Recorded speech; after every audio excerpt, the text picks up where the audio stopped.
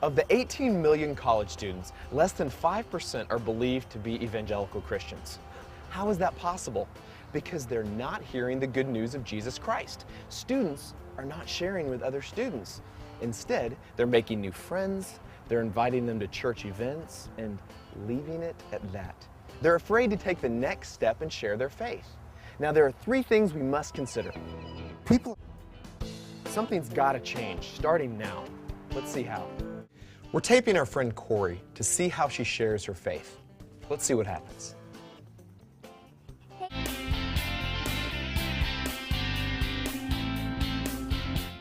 We're back and we're talking about intentional evangelism. Corey, thank you for being a good sport and letting us tag along with the camera. Thanks, it was a lot of fun. Now, how do you think everything went? Well, I was kind of scared at first, but I just knew I needed to invite her to church. Now, did you think about sharing your relationship with Christ with her? Well, I'm not ashamed of my faith or anything, but I thought she might get offended if I did that.